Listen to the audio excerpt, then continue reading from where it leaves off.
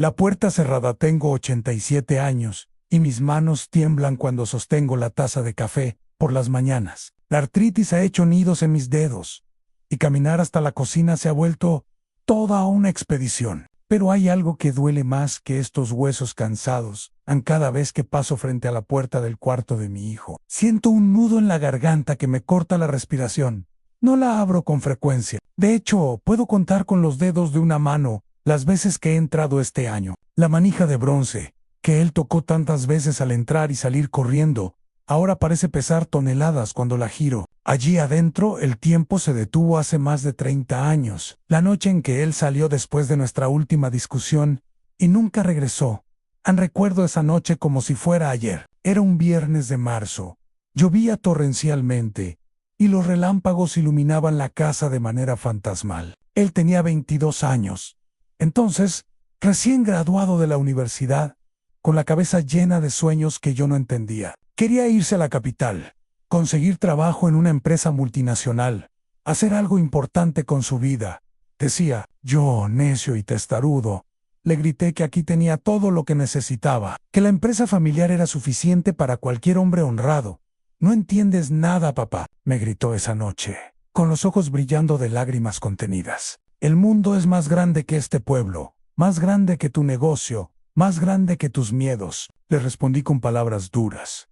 Palabras que ahora me queman la garganta cada vez que las recuerdo. Le dije que si se iba, no volviera, que los hombres ingratos no eran bienvenidos en mi casa. Se fue esa misma noche. Bayo la Luvía, con una maleta pequeña y el corazón roto, no porque haya muerto, no porque se haya perdido en algún accidente trágico, sino porque decidió que su vida estaba lejos de esta casa, lejos de mí, y yo, con mi orgullo estúpido, le cerré la puerta cuando más necesitaba que se la abriera. El cuarto intacto. Cuando finalmente reúno valor para entrar a su cuarto, es como viajar en el tiempo. Una cama de madera de roble que construí yo mismo cuando él tenía 12 años, con las sábanas azules aún extendidas, como si esperara a que él se echara a dormir después de un largo día de fútbol en el patio trasero. Las esquinas están perfectamente dobladas, tal como su madre le enseñó, porque ella era obsesiva con el orden, y él había heredado esa manía en un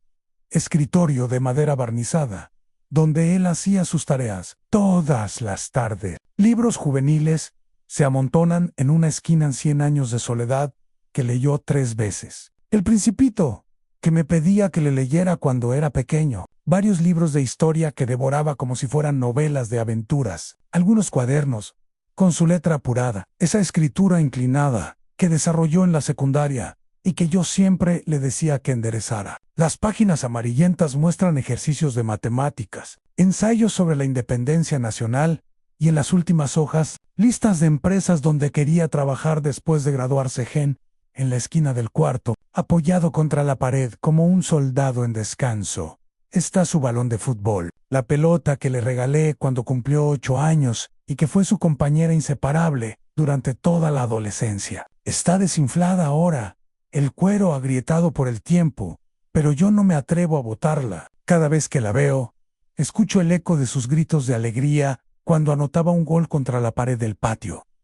Cada objeto en este cuarto me habla más que cualquier llamada telefónica que nunca recibí. Son testigos silenciosos de una vida que se interrumpió abruptamente, como una película que se detiene en medio de la escena más importante. El polvo se acumula sobre todas las superficies, creando una capa gris que hace que todo se vea borroso, como recuerdos que se desvanecen. Pero yo no dejo que nadie toque nada. Mi vecina, doña Carmen, me ha ofrecido 1000 veces ayudarme a limpiar, pero siempre le digo que no. Es mi manera de mantenerlo aquí, de conservar intacto el último momento en que él fue realmente mi hijo. En las cortinas están siempre cerradas. No soporto que entre la luz del sol porque entonces el cuarto se ve demasiado vacío, demasiado abandonado. En la penumbra, puedo fingir que él está por llegar, que en cualquier momento voy a escuchar sus pasos, subiendo las escaleras de 2 en 2, como siempre hacía. La promesa rota la última vez que hablamos. Antes de que la discusión se volviera una guerra campal, él intentó calmarme. Puso sus manos sobre mis hombros. Esas manos, que eran iguales a las mías, cuando yo tenía su edad, y me dijo con una voz que intentaba sonar segura: papá, no te preocupes, siempre voy a volver. Esta es mi casa, tú eres mi padre. Solo necesito tiempo para encontrar mi camino. Esa frase se grabó en mi memoria como un hierro caliente. Siempre voy a volver me sostuvo durante años, como si fuera un ancla en medio de la tormenta de la soledad. La repetía mentalmente cada mañana al levantarme, cada noche antes de dormir. Era mi oración personal, mi mantra de esperanza durante los primeros años después de su partida. Cada ruido en la calle me hacía correr a la ventana. Cada auto que se detenía frente a la casa me aceleraba el corazón. Cada timbrazo del teléfono me llenaba de expectativa. Hoy es el día, me decía. Hoy cumple su promesa, pero los días se convirtieron en semanas, las semanas en meses, y los meses se transformaron en años interminables. Después de 5 años sin noticias, contraté a un detective privado, un hombre mayo de bigotes grises y ojos cansados, que me cobró una fortuna por decirme lo que yo ya sospechaba. Mi hijo estaba vivo, tenía trabajo, había formado una familia, vivía a solo 4 horas de aquí, pero podría haber estado en otro planeta. El detective me preguntó si quería que le llevara un mensaje. Me quedé callado por largos minutos, sosteniendo la foto que me había traído a mi hijo, saliendo de un edificio de oficinas, vestido con traje y corbata, viéndose exitoso y feliz. Sin Mian, le dije al detective que no, que si mi hijo quería contactarme, sabía dónde encontrarme. Mi orgullo, ese maldito orgullo que ha sido la ruina de mi vida, no me permitía dar el primer paso. Ahora, 30 años después, me doy cuenta de que ese orgullo no valía ni un segundo de su compañía. A los meses se convirtieron en años, y el regreso nunca ocurrió. Mi hijo construyó su vida en otro lugar, con otra gente, con otras prioridades. Se casó con una mujer a la que nunca conocí. Tuvo hijos que no saben que tienen un abuelo. Compró una casa donde yo nunca seré bienvenido. Y yo, viejo terco, sigo esperando que cruce esa puerta, que cumpla esa promesa que hizo cuando éramos 2 hombres demasiado orgullosos para perdonarse.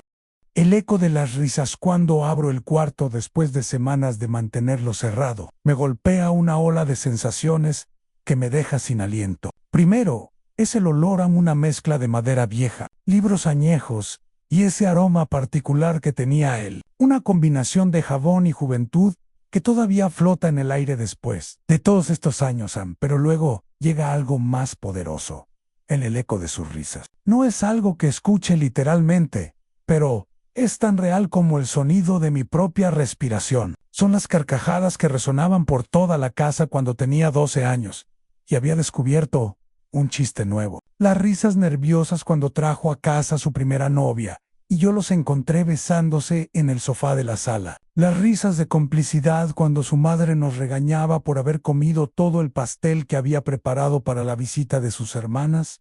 Escucho también sus pasos corriendo por el pasillo, esos pasos apresurados de niño que siempre tenía prisa por vivir, los pasos que subían las escaleras cuando llegaba de la escuela, gritando: «Ya llegué», para que supiéramos que estaba en casa, los pasos que bajaban a medianoche hacia la cocina cuando tenía hambre después de estudiar hasta tarde en Stan. También los gritos de alegría cuando ganaba un partido de fútbol en el patio trasero, cuando lograba anotar un gol contra mí después de intentarlo toda la tarde. «¡Gané! Papá, por fin te gané». Me alzaba los brazos como si hubiera conquistado el mundo. Yo fingía estar devastado por la derrota, aunque por dentro me hinchaba de orgullo al ver su felicidad y está el sonido de su guitarra desafinada. Esa guitarra acústica que le regalé cuando cumplió 15 años y que él tocaba todas las noches después de cenar. Nunca aprendió a afinarla bien, pero eso no le impedía tocar las canciones que estaban de moda, inventando acordes que no existían y cantando con una voz que cambiaba de tono cada 3 meses, porque estaba creciendo demasiado rápido.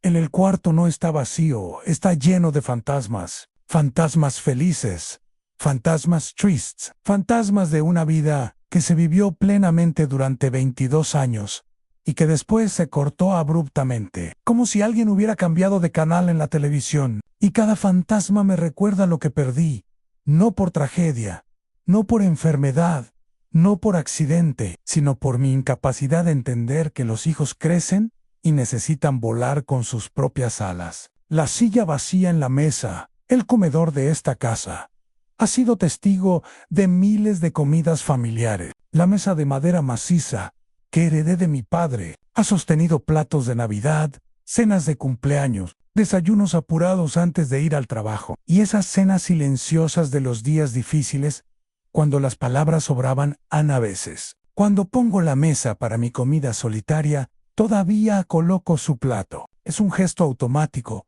casi inconsciente, como si mis manos tuvieran memoria propia. Saco el juego de platos de porcelana blanca que su madre tanto cuidaba. Pongo 2 platos, 2 vasos, 2 juegos de cubiertos. Entonces me detengo, me doy cuenta de lo que he hecho, y me quedo allí, parado como un tonto, mirando esa mesa puesta para 2, cuando solo voy a comer yo. Luego retiro su plato con las manos temblorosas, avergonzado de mi propio automatismo, como si me hubiera descubierto a mí mismo, viviendo una mentira. Lo guardo de vuelta en el aparador, junto con la esperanza de que algún día vuelva a ser necesario.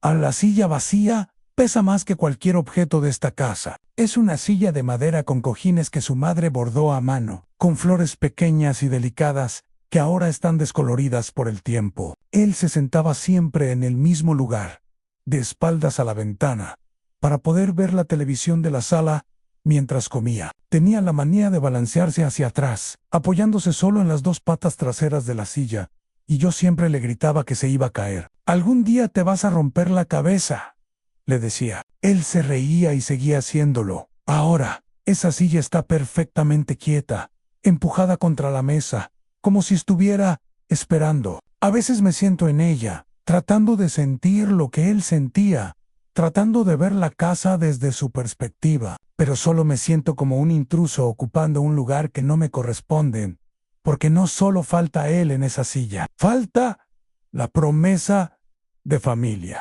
falta la certeza de que los hijos vuelven, falta la continuidad de las tradiciones que se pasan de generación en generación, falta la conversación sobre su día en la universidad, faltan sus quejas sobre los profesores, faltan sus planes para el fin de semana, falta la normalidad de tener un hijo en casa, aun cuando como solo, el silencio se vuelve ensordecedor. El tintineo de los cubiertos contra el plato suena exagerado.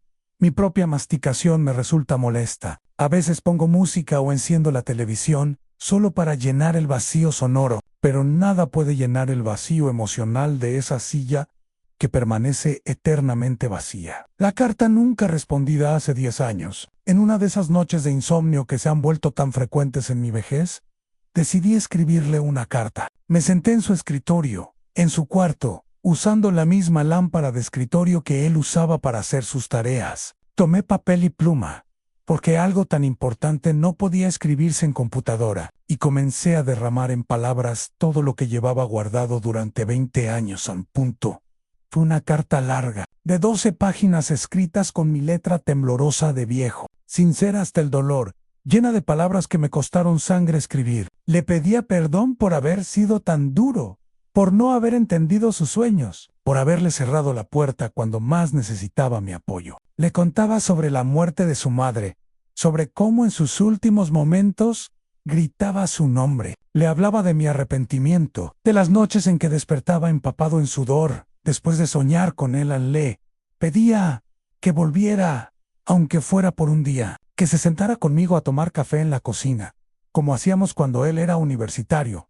Y yo aún creía que entendía el mundo, que me contara sus problemas, sus alegrías, sus miedos de adulto, que me dejara conocer a mi nuera, a mis nietos, que me permitiera sentirme padre otra vez, abuelo por primera vez. Escribí sobre la empresa familiar que había mantenido funcionando todos estos años, esperando el día en que él quisiera hacerse cargo. Le conté que había ahorrado dinero para sus hijos, para su educación, para el futuro de una familia que yo no conocía, pero que amaba por ser parte de él. Al final de la carta, le escribí algo que nunca le había dicho en persona, que estaba orgulloso de él, que había creado su propio camino, que había tenido el valor de perseguir sus sueños a pesar de mi oposición, que si pudiera volver el tiempo atrás, lo habría abrazado esa última noche En lugar de gritarle en conseguir su dirección, me costó una fortuna y varios favores. Un investigador privado diferente al anterior me ayudó a localizarlo. Envié la carta certificada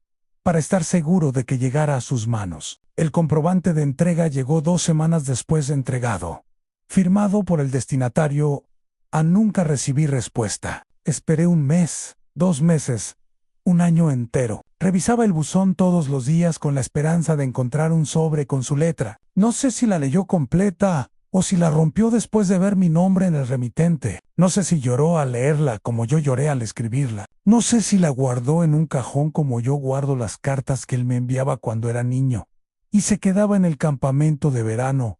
Esa carta, sin respuesta, se convirtió en una herida que no cicatriza. No solo el silencio duele, duele la incertidumbre. Duele no saber si mis palabras llegaron a su corazón o rebotaron contra una coraza de resentimiento que yo mismo ayudé a construir. El polvo y la espera cada 2 semanas, como si fuera un ritual religioso. Entro al cuarto de mi hijo con un plumero en una mano y un trapo húmedo en la otra. Es una tarea que he convertido en ceremonia, porque limpiar su cuarto es mi manera de mantenerlo presente, de cuidarlo a la distancia.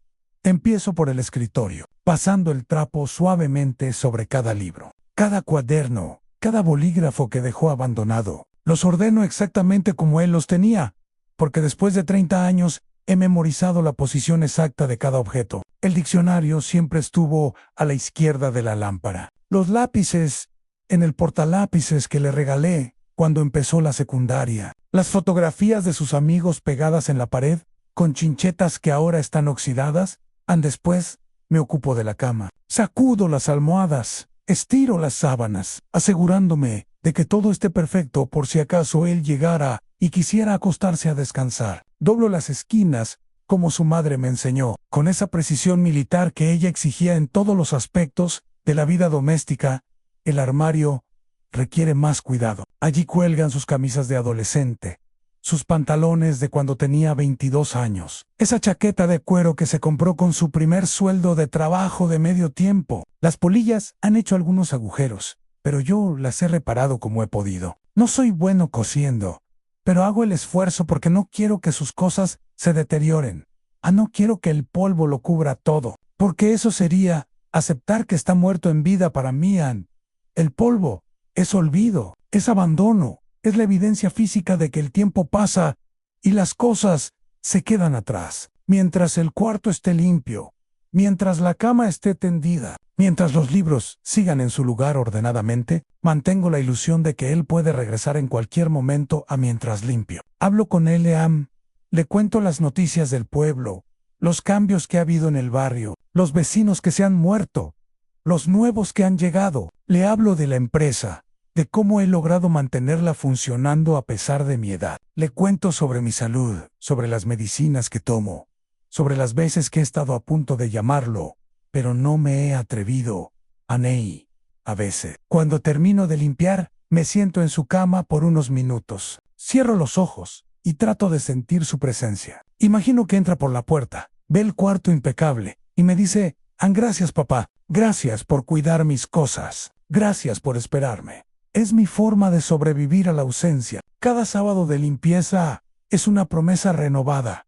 El día que él regrese, encontrará su cuarto exactamente como lo dejó, pero sin polvo, sin olvido, conservado con el amor de un padre que nunca dejó de esperar. El vecino curioso, un día de esos, en que el sol de la tarde entra oblicuo por las ventanas de la casa, estaba regando las plantas del jardín frontal cuando se acercó Sebastián, el hijo menor de los García, que vive en la casa de al lado. Es un muchacho de unos 25 años, educado, que siempre me saluda respetuosamente y a veces me ayuda a cargar las bolsas del mercado cuando me ve luchando con ellas. Don Esteban, me dijo ese día, con esa curiosidad inocente de la gente joven: he notado que siempre mantiene cerrada la ventana del cuarto del segundo piso. Mi madre dice que ahí vivía su hijo, pero nunca lo he visto. Esteban, ¿vive en otra ciudad? La pregunta me tomó desprevenido. No supe qué contestar inmediatamente. ¿Cómo explicarle a este muchacho, que probablemente habla con su padre todos los días,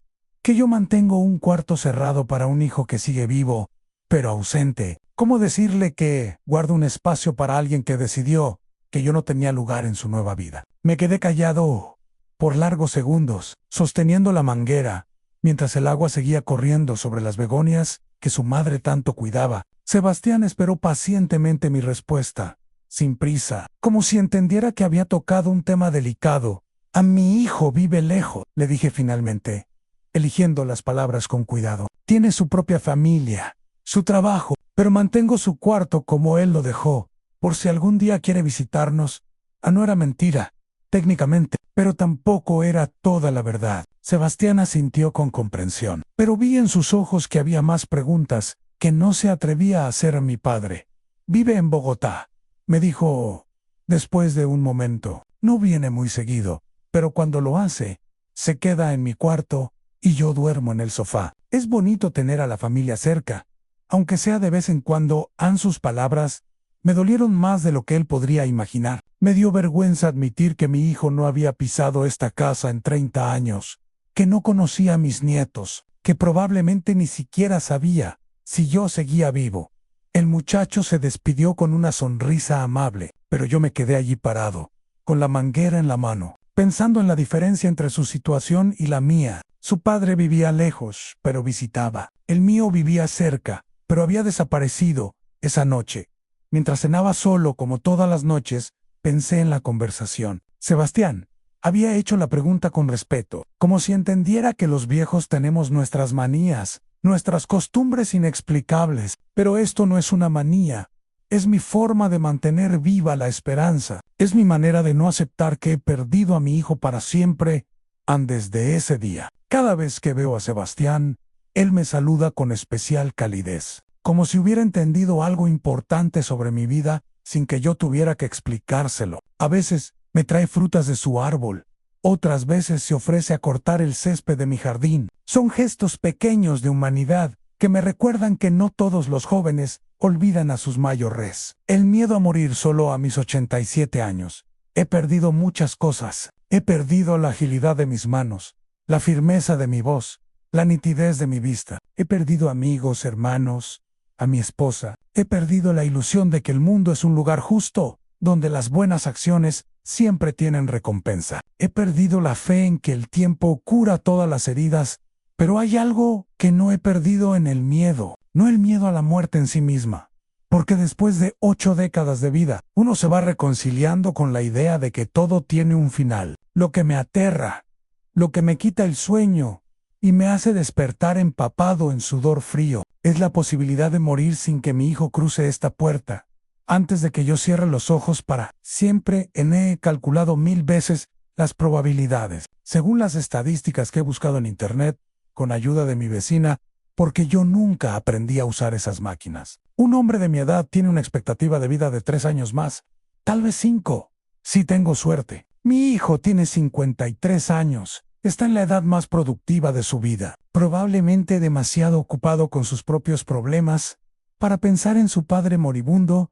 El doctor Ramírez, que me atiende desde hace 15 años, me ha dicho que mi corazón está débil. No es una sorpresa. Ana ha soportado demasiadas penas, demasiados desencantos, demasiados años de soledad. Don Esteban me dijo en la última consulta: usted tiene que empezar a ponerse en orden sus asuntos personales, hacer testamento, hablar con su familia. ¿Qué familia?, le pregunté con amargura. Él me miró con esos ojos compasivos de quien ha visto muchos viejos solos. Muchas historias como la mía. Me aterra que mi último suspiro sea acompañado por la visión de este cuarto vacío, como recordatorio final de una vida entregada sin reciprocidad. Me aterra morir con el arrepentimiento intacto, con las palabras de perdón que nunca pude decirle cara a cara, con los abrazos que nunca nos dimos después de aquella noche maldita.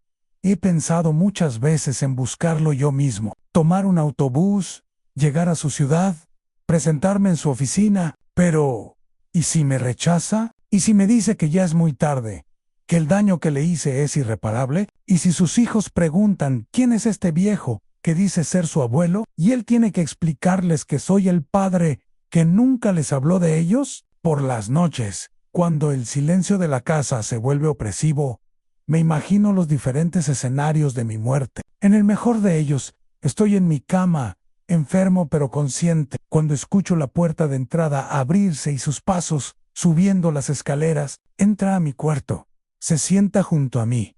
Toma mi mano y me dice en papá. Llegué a tiempo en el peor de ellos. Muero solo. Y él se entera semanas después por algún vecino que logra localizarlo. Pero el escenario que más me atormenta es uno intermedio que él venga al funeral, que esté allí mientras bajan mi ataúd, que mire mi cara por última vez y sienta el peso de 30 años de silencio, que se dé cuenta de que desperdiciamos 3 décadas por culpa del orgullo y que ahora ya no hay forma de recuperar el tiempo perdido. El sueño imposible, los sueños de un viejo son diferentes a los de un joven a los 87 años.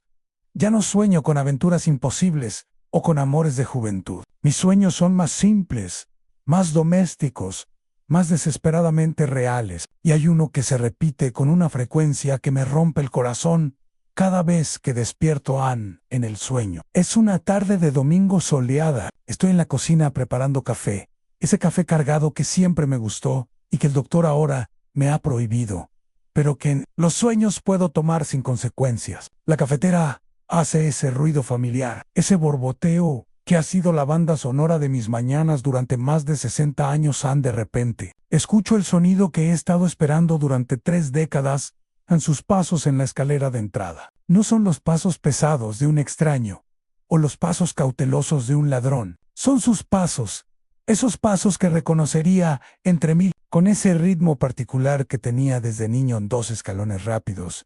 Una pausa, 2 escalones más.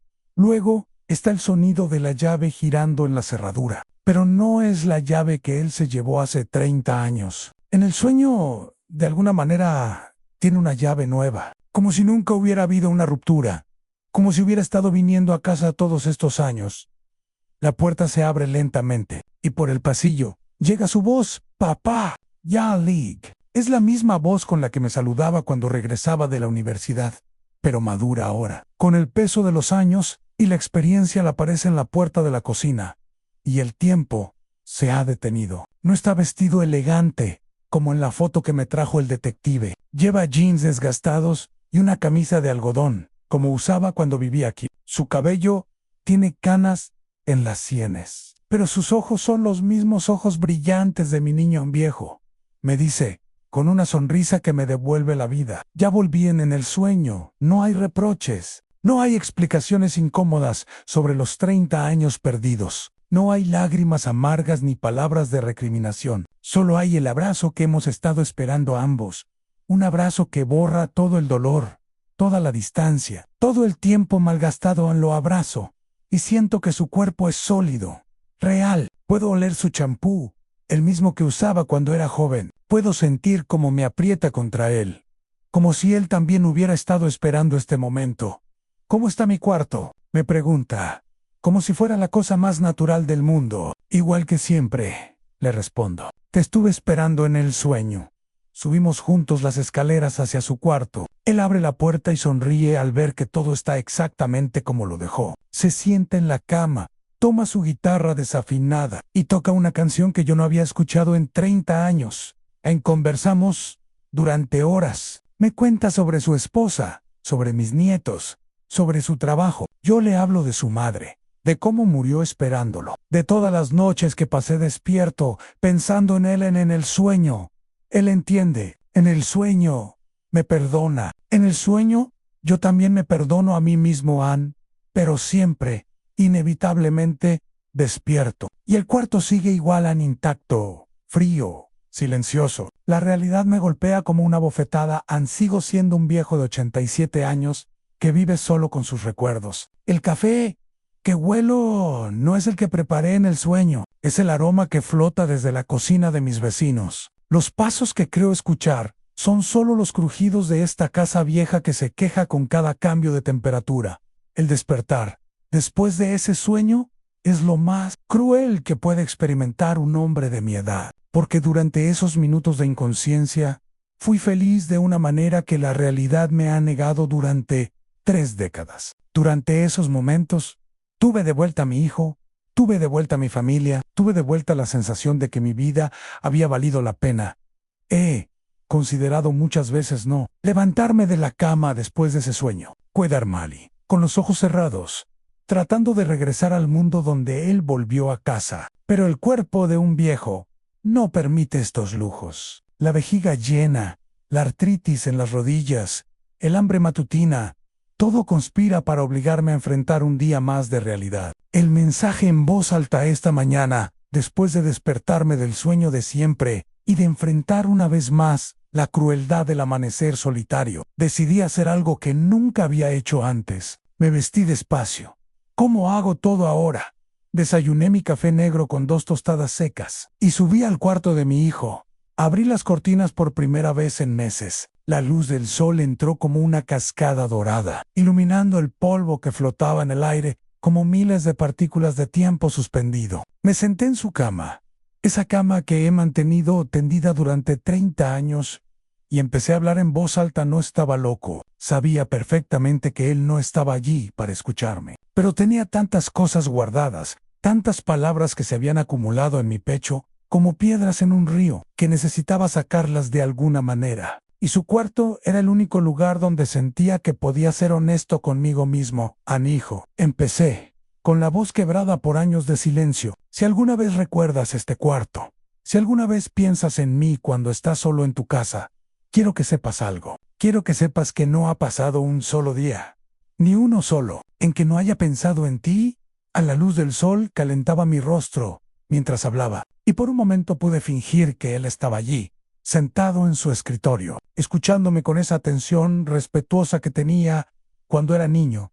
No necesito nada más que tu presencia, continué. No necesito regalos caros para compensar los años perdidos. No necesito dinero para mis gastos médicos. No necesito que me expliques dónde has estado o por qué decidiste irte. Solo quiero que te sientes en esta cama, como lo estoy haciendo yo ahora, y me digas, estoy aquí.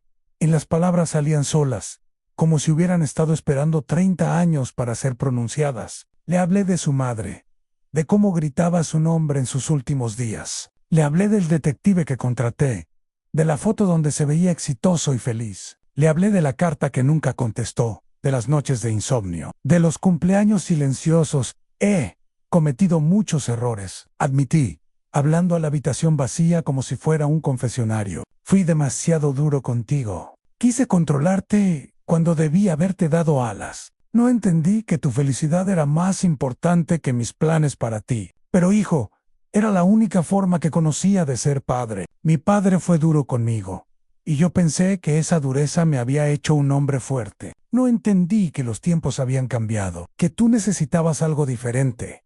Me quedé allí durante más de 1 hora, hablando como si él pudiera escucharme. Le conté sobre la empresa familiar que había mantenido funcionando todos estos años, no por codicia, sino por la esperanza de que algún día él quisiera hacerse cargo. Le hablé del dinero que había ahorrado para sus hijos, mis nietos desconocidos. Le conté sobre los libros que había leído, tratando de entender a su generación. Los programas de televisión que veía solo porque sabía que a él le gustaban cuando era joven. Cuando terminé, me sentí extrañamente aliviado, como si hubiera depositado una carga que había estado llevando sobre los hombros durante décadas. El cuarto siguió en silencio, por supuesto, pero yo había dicho todo lo que necesitaba decir al levantarme para irme. Toqué suavemente la almohada, donde había apoyado tantas veces su cabeza de niño, de adolescente, de joven adulto. La puerta siempre estará abierta, le susurré. No sabía si hablaba literalmente de la puerta del cuarto o metafóricamente de la puerta de mi corazón. Probablemente ambas.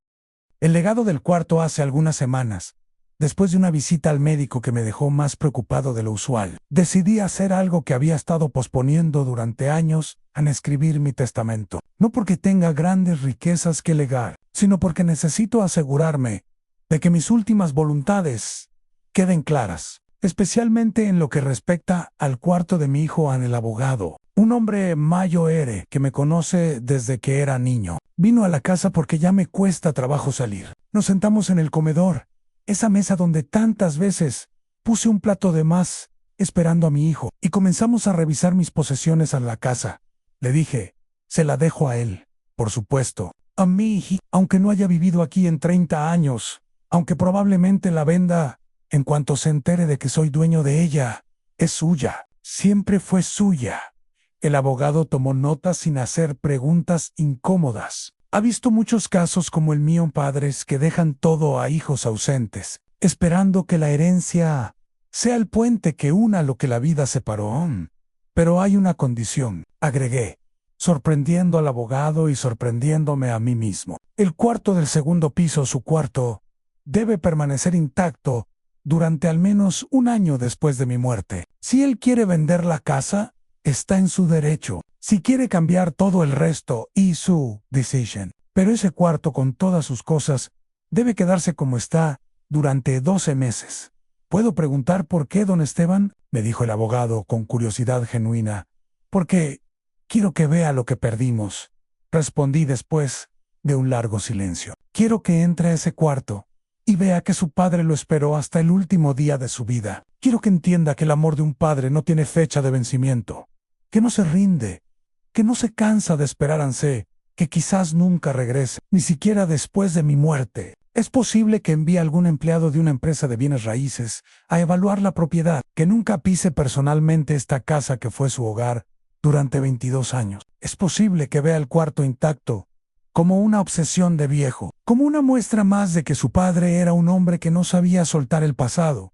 Pero también es posible que entienda, es posible que se siente en su cama de la infancia, tome en sus manos sus libros de la adolescencia, y por primera vez en 30 años, comprenda la magnitud del amor que se perdió entre nosotros. Es posible que encuentre entre sus cosas la foto de nosotros el día de su graduación, y recuerde que hubo un tiempo en que él era mi orgullo y yo era su héroe. Sé que tal vez este cuarto se quede cerrado hasta el día en que yo ya no esté. Sé que es probable que ningún pie vuelva a pisar estas tablas de madera que he mantenido enceradas todos estos años. Pero quiero dejar este testimonio, estas palabras escritas con manos temblorosas, pero con corazón firme. No abandonen a quienes les dieron todo un cuarto vacío. No es solo un espacio físico lleno de muebles y objetos olvidados. Es un corazón roto, traducido en metros cuadrados. Es la materialización de una espera que se volvió eterna. Es la prueba silenciosa pero elocuente de que alguien esperó hasta el último aliento. Un regreso que nunca llegó en este cuarto es mi legado más importante. No el dinero que he ahorrado, no la casa que he mantenido, no la empresa que he conservado funcionando contra todo pronóstico. Mi legado es esta habitación que grita sin hacer ruido, que un padre puede esperar 30 años sin rendirse, que puede mantener intacta la esperanza cuando todo lo demás se desmorona. El cumpleaños silencioso cada 15 de marzo, desde hace 30 años, mi calendario tiene marcado un evento que nadie más en el mundo celebra conmigo, el cumpleaños de mi hijo. Es una fecha que está grabada en mi alma con fuego, porque no hay nada más sagrado para un padre que el día en que su hijo llegó al mundo en este año. Como todos los anteriores, me levanté más temprano de lo usual. A las 5 de la mañana ya estaba despierto, no por las molestias de la vejez que me despiertan cada noche, sino por la emoción extraña de quien va a celebrar algo importante. Me duché con cuidado, me puse mi camisa menos arrugada, me peiné lo poco que me queda de cabello, como si él fuera a llegar en cualquier momento y quisiera verme presentable después del desayuno. Salí camino al mercado central. Es una expedición que cada año se me hace más difícil, pero que no puedo delegar en nadie. Tiene que ser yo quien compre los ingredientes para su pastel favorito en chocolate con dulce de leche, esa receta que su madre perfeccionó después de años de intentos fallidos. Dona Mercedes, la señora que vende huevos en el mercado, ya me conoce la rutina. Otra vez el pastel especial. Don Esteban, me pregunta con esa sonrisa maternal que tienen las mujeres que han criado muchos hijos. Sí, le respondo simplemente, el de siempre. Ella nunca pregunta para quién es. Después de tantos años, ha entendido que hay historias que es mejor no indagar. Me vende los huevos más frescos, los mejores que tiene, como si supiera que van para algo importante de vuelta en casa. Transformo mi cocina en una confitería artesanal. Saco los utensilios que solo uso una vez al año a la batidora eléctrica, que chirría pero aún funciona. Los moldes redondos que compramos cuando él era niño, el rodillo de madera que perteneció a mi madre. Cada instrumento tiene su historia. Cada uno ha participado en esta ceremonia durante décadas, Preparar el pastel me lleva toda la mañana. Mis manos temblorosas hacen todo más lento, pero no me importa. Cada paso del proceso es una meditación. Batir los huevos hasta que estén espumosos. Tamizar la harina 3 veces, como hacía su madre. Derretir el chocolate a baño María para que no se queme. El aroma del pastel en el horno llena toda la casa, y por unas horas logro fingir que es una casa donde se celebran cumpleaños familiares. Cuando el pastel está listo y enfriado, viene la parte más emotiva: decorarlo y ponerle las velas. Este año serían 53 velas. Una por cada año de vida que ha tenido lejos de mí. No encuentro 53 velas individuales. Así que uso las de números en un 5 y un 3. Las enciendo con manos que tiemblan, no solo por la edad, sino por la emoción contenida. Luego viene el momento más difícil: cantar que los cumplas feliz yo solo, en la cocina silenciosa de una casa vacía. Mi voz quebrada y desafinada llena el espacio. Que los cumplas feliz, que los cumplas feliz, que los cumplas querido hijo, que los cumplas feliz. Cuando termino la canción, soplo las velas por él. Pido el mismo deseo que he pedido durante 30 años, aunque regrese a casa, que me perdone, que me dé una oportunidad de ser el padre que debía haber sido desde el principio. Me corto una rebanada pequeña del pastel y me la como despacio, saboreando cada bocado como si fuera una comunión. El sabor me transporta a todos los cumpleaños que celebramos juntos cuando era niño. Él soplando las velas con emoción, pidiendo deseos secretos que me susurraba al oído después, riéndose cuando yo trataba de que posara para las fotos familiares. El resto del pastel, como todos los años, lo empaco en porciones individuales y lo reparto entre los vecinos. A doña Carmen le digo que me sobró de una reunión. A la familia García les comento que experimenté con una receta nueva. A los jóvenes del final de la calle les digo que encontré la receta de mi difunta esposa y quise probarla. Nunca les digo la verdad, que es el pastel de cumpleaños de un hijo que cumple años lejos de mí, que es mi manera de mantenerlo presente aunque esté ausente, que es mi forma de celebrar su existencia, aunque él no sepa que lo estoy festejando por la noche. Ya cuando he repartido todo el pastel y he limpiado la cocina, subo a su cuarto, me siento en su cama y le hablo en voz alta: en feliz cumpleaños, hijo, 53 años ya. Espero que hayas tenido un buen día, espero que tu familia te haya celebrado, espero que seas feliz. Veces imagino que en algún lugar, a 4 horas de distancia, él siente una extraña nostalgia en su cumpleaños, que por un momento, mientras sopla las velas de su propio pastel, rodeado de su esposa e hijos, piensa en mí y en los cumpleaños que celebramos juntos. Es una fantasía, lo sé, pero es lo único que tengo. La fotografía en el espejo en la cómoda de su cuarto, justo al lado del espejo que usaba para peinarse todas las mañanas antes de ir al colegio. Hay una fotografía que se ha convertido en mi tortura diaria y en mi tesoro más preciado al mismo tiempo. Es una foto de nosotros dos el día de su graduación de secundaria, tomada hace 35 años, pero que permanece tan nítida en mi memoria como si hubiera sido ayer. En la imagen, él tiene 18 años recién cumplidos. Lleva puesta la toga azul marino del colegio, el birrete ligeramente ladeado hacia la izquierda, como era su costumbre, y esa sonrisa amplia que mostraba sus dientes perfectos, blancos y derechos que heredó de su madre. Sus ojos brillan con una mezcla de orgullo y expectativa por el futuro que lo esperaba. Era el futuro que yo quería controlar y que él necesitaba conquistar por sí mismo. Yo estoy a su lado, con mi mejor traje gris, el mismo que había usado para mi propia graduación universitaria 20 años antes. Mi cabello era aún negro, entonces apenas con algunas canas en las sienes que me hacían sentir distinguido. Tengo mi brazo sobre sus hombros en un gesto protector que ahora me resulta irónico, considerando que fui yo quien después lo alejé de mi protección. En mi rostro de ese día se ve el orgullo paterno en estado puro. Mis ojos están ligeramente entrecerrados por la sonrisa y se nota que estoy genuinamente feliz. Era mi hijo, mi único hijo, el primero de la familia en graduarse con honores, el que iba a estudiar administración de empresas, para después hacerse cargo del negocio familiar. Todos mis planes estaban ahí, en esa foto, cristalizados en un momento de perfecta armonía. La fotografía fue tomada por su madre, que lloró de emoción todo el día. Mis dos hombres, nos decía mientras disparaba la cámara una y otra vez. Mis dos hombres guapos. Recuerdo que después fuimos a almorzar a su restaurante favorito, ese lugar que servía hamburguesas gigantes y papas fritas, que él devoraba como si no hubiera comido en semanas. Cada vez que miro esa foto, me pregunto cuándo fue exactamente que perdimos esa complicidad que se ve tan evidente en la imagen, cuando dejé de ser el héroe de su historia para convertirme en el obstáculo de su libertad, cuando mis consejos dejaron de ser sabiduría paterna para volverse imposiciones tiránicas.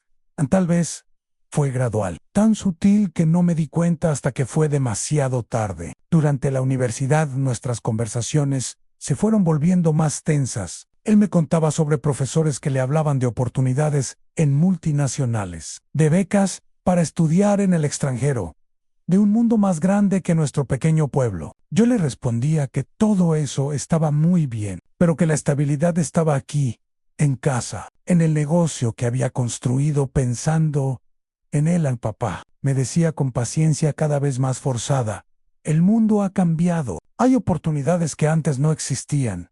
El mundo siempre ha sido igual, le contestaba yo con la arrogancia de quien cree que su experiencia es universal. Lo único que cambia son las excusas de los jóvenes para no valorar lo que tienen ahora. Mirando esa foto, me doy cuenta de que en ese momento de la graduación todavía éramos un equipo. Todavía había tiempo de haber manejado las cosas de manera diferente. Si hubiera entendido que su ambición no era una traición a la familia, sino una extensión natural de la educación que le habíamos dado. Si hubiera visto sus sueños como una oportunidad de crecimiento en lugar de como una amenaza a mis planes, la foto está un poco descolorida ahora. Los bordes se han amarillentado por el paso del tiempo y hay una pequeña mancha en una esquina donde se me cayó café hace algunos años. Pero las sonrisas siguen siendo perfectas. El abrazo sigue viéndose sincero. El amor entre padre e hijo sigue siendo evidente para cualquiera que la mire y veces. Cuando el peso de la soledad se vuelve insoportable, tomo esa foto y la abrazo contra mi pecho. Cierro los ojos e intento regresar a ese día, a ese momento en que él me veía con admiración, en que yo era su referente, en que nuestro futuro juntos parecía no solo posible, sino inevitable. Otras veces, la foto me enoja. Me recuerda todo lo que perdí por mi terquedad, todo lo que pude haber tenido si hubiera sido menos controlador y más comprensivo. En esos momentos, tengo que resistir el impulso de guardarla en un cajón, de esconderla, para no tener que enfrentar la evidencia de mi fracaso como padre. Pero siempre termino volviendo a ponerla en su lugar, al lado del espejo, porque es lo único que tengo de esos días en que éramos felices juntos, en que él aún me necesitaba, en que yo aún sabía cómo hacer sonreír a mi hijo. Las historias que nunca conocí la información, llega a mí de manera fragmentaria, como piezas de un rompecabezas que alguien más está armando sin darme el cuadro completo, a través de conocidos que tienen conocidos, de antiguos compañeros de universidad, de mi hijo, que aún viven en el pueblo, de esas cadenas de información que existen en los pueblos pequeños donde todo el mundo sabe algo, sobre todo el mundo. Hace 5 años me enteré de que se había casado. Fue doña Elena, la que vendía empanadas en la plaza, quien me lo dijo casi por casualidad. Oiga, don Esteban, me comentó mientras me despachaba mi empanada de los viernes. Mi sobrina me contó que su hijo se casó por la iglesia. Una ceremonia muy elegante. Por lo que me dijeron, sentí como si me hubieran dado un puñetazo en el estómago. Mi hijo se había casado y yo me enteraba por la vendedora de empanadas. No había habido invitación, no había habido llamada para contarme, no había habido siquiera una foto enviada por correo. Para él, yo había dejado de existir tan completamente que ni siquiera era digno de ser informado de los momentos más importantes de su vida en esa noche. No pude dormir. Me quedé despierto imaginando cómo habría sido esa boda. ¿Habría caminado solo hacia el altar? ¿O lo habría acompañado el padre de la novia? ¿Quién le habría dado los consejos de último momento que tradicionalmente da el padre del novio? ¿Se habría acordado de mí en algún momento de esa ceremonia, aunque fuera para lamentar mi ausencia? Después llegaron más noticias, siempre de segunda o tercera mano, que trabajaba en una empresa importante de la capital, que había comprado una casa en un barrio residencial, que su esposa era profesional también, algo relacionado con educación. Cada fragmento de información era como recibir cartas de un país extranjero, donde vivía alguien que yo había conocido mucho tiempo atrás. Pero la noticia que más me dolió llegó hace 2 años, otra vez, a través de la red informal de chismes del pueblo. Mi hijo tenía hijos. Yo era abuelo y no lo sabía. Tenía nietos que nunca había visto, que probablemente no sabían que existían. Son 2 niños, me contó don Aurelio, el barbero, mientras me cortaba lo poco que me queda de cabello. Un niño y una niña. El niño debe tener como 8 años ya. La niña unos 5, muy parecidos a su papá cuando era chiquito. Según me dijeron, me quedé callado en la silla del barbero, sintiendo como las lágrimas amenazaban con traicionarme delante de don Aurelio. Tenía nietos de 8 y 5 años que jugaban, reían, aprendían a leer y escribir, hacían preguntas sobre el mundo, y yo no era parte de ninguno de esos momentos fundamentales de sus vidas.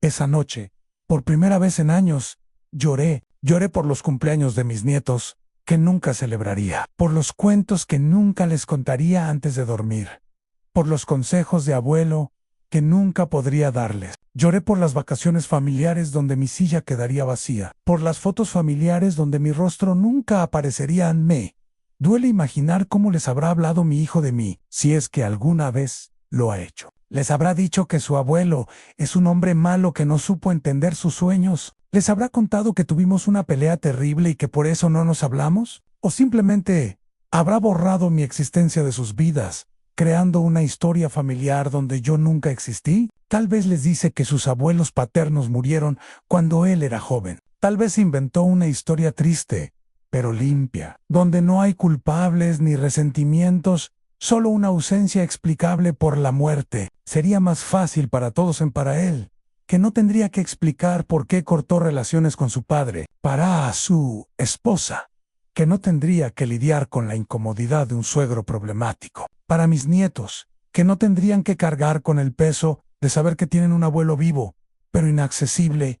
A veces imagino encuentros casuales, imposibles, que me los encuentro en un centro comercial de la capital cuando voy a algún trámite médico, que mis nietos se me acercan porque se parecen a su padre y yo los reconozco inmediatamente, que en sus ojos veo los mismos ojos de mi hijo cuando tenía su edad.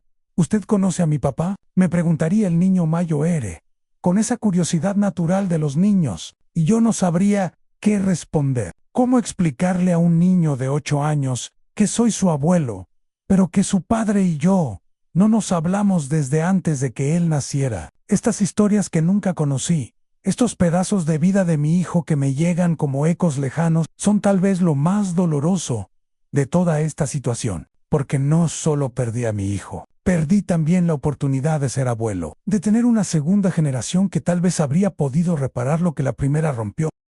El arrepentimiento tardí, ahora que soy viejo y mis fuerzas se desvanecen, como la tinta de una carta dejada bajo el sol. Entiendo cosas que no comprendía cuando era joven, y creía tener todas las respuestas. La vejez tiene esto de cruel y de misericordioso a la vez. Da la claridad que necesitabas 30 años atrás, pero te la entrega cuando ya no puedes hacer nada útil con ella. He tenido mucho tiempo para pensar, demasiado tiempo quizás. Las noches de insomnio se han vuelto mi escuela nocturna, donde repaso una y otra vez las decisiones que tomé, las palabras que dije, las oportunidades que desperdicié, y en cada revisión de mi pasado, la conclusión es siempre la misma. Fui demasiado duro, demasiado inflexible, demasiado seguro de que mi manera era la única correcta. Tal vez fui demasiado duro con él desde niño. Recuerdo que cuando tenía 10 años, y se sacó una nota baja en matemáticas, en lugar de ayudarle a estudiar le dije que era un perezoso, que no se esforzaba lo suficiente. Vi las lágrimas acumularse en sus ojos, pero pensé que esa dureza lo haría más fuerte. Los hombres no lloran, le decía. Los hombres resuelven sus problemas. ¿Cuántas veces le dije eso? ¿Cuántas veces corté sus emociones con esa frase que había heredado de mi propio padre? Ahora entiendo que no estaba criando un hombre fuerte. Estaba creando a un niño que aprendía a no compartir sus sentimientos conmigo, que aprendía a resolver sus problemas solo porque papá no era un lugar seguro para mostrar vulnerabilidad. Tal vez quise controlarlo demasiado. Durante su adolescencia, yo decidía qué amigos eran apropiados para él, qué actividades extracurriculares podía hacer, incluso qué libros debía leer. Pensaba que estaba protegiéndolo de las malas influencias, guiándolo hacia el camino correcto, pero lo que realmente estaba haciendo era cortándole las alas antes de que aprendiera a volar, papá. Todos mis amigos van a la excursión de fin de año, me decía cuando estaba en último año de secundaria. Esa excursión es una pérdida de tiempo y dinero, le respondía. Es mejor que te quedes estudiando para el examen de ingreso a la universidad. No fui solo a esa excursión. Se perdió muchas experiencias normales de adolescente, porque yo pensaba que todo lo que no fuera estudiar o trabajar era una frivolidad. Ahora entiendo que esas frivolidades son las que forman recuerdos, las que enseñan a socializar, las que permiten que un joven se sienta parte de su generación. Tal vez no supe escuchar cuando él necesitaba hablar. Durante la universidad, él intentaba contarme sobre sus clases, sobre las ideas nuevas que estaba aprendiendo, sobre las perspectivas diferentes que le estaban mostrando sus profesores, pero yo siempre tenía una respuesta preparada. Siempre tenía una manera de reconducir la conversación hacia mis propias experiencias y conocimientos en mis tiempos. Empezaba yo, y él se callaba inmediatamente. Con esas 3 palabras le decía que su presente no era tan importante como mi pasado, que sus ideas de joven no podían competir con mi experiencia de adulto. No me daba cuenta de que cada vez que decía en mis tiempos, estaba construyendo una pared entre nosotros. Pero cuando eres padre primerizo, nadie te enseña a ser perfecto. No viene con manual de instrucciones. No hay un curso preparatorio. No hay un período de práctica. Solo haces lo que crees correcto, usando como referencia tu propia infancia y los ejemplos que tienes a tu alrededor. Y mi referencia era mi padre, un hombre bueno, pero duro, de esos que creían que la autoridad paterna era incuestionable y que el amor se demostraba con disciplina, no con palabras dulces. Mi padre nunca me dijo que me amaba, nunca me abrazó después de los 10 años, nunca me preguntó cómo me sentía o qué soñaba. Era un hombre de su época, formado en la creencia de que la masculinidad era sinónimo de dureza emocional. Y yo, sin cuestionarlo, repliqué ese modelo con mi propio hijo. Ahora veo que romper esos patrones requiere conciencia y valentía, 2 cosas que yo no tuve cuando más las necesitaba. Requiere admitir que lo que funcionó en una generación puede ser tóxico para la siguiente. Requiere estar dispuesto a ser vulnerable, a mostrar emociones, a decir no sé, en lugar de inventar respuestas autoritarias. El arrepentimiento tardío es una de las crueldades más refinadas de la vejez. Llega cuando ya no puedes cambiar nada, cuando las personas que podrían perdonarte están demasiado lejos o demasiado resentidas para escucharte. Llega cuando tu cuerpo está demasiado débil para hacer los viajes que tu corazón necesita. Cuando tu orgullo ha envejecido tanto que se ha vuelto más fuerte que tu amor.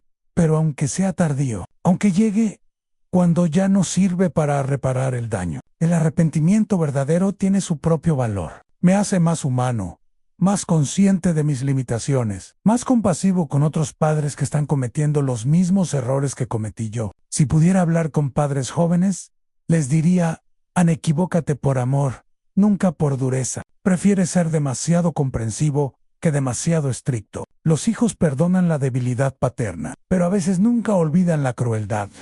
La conversación con su madre.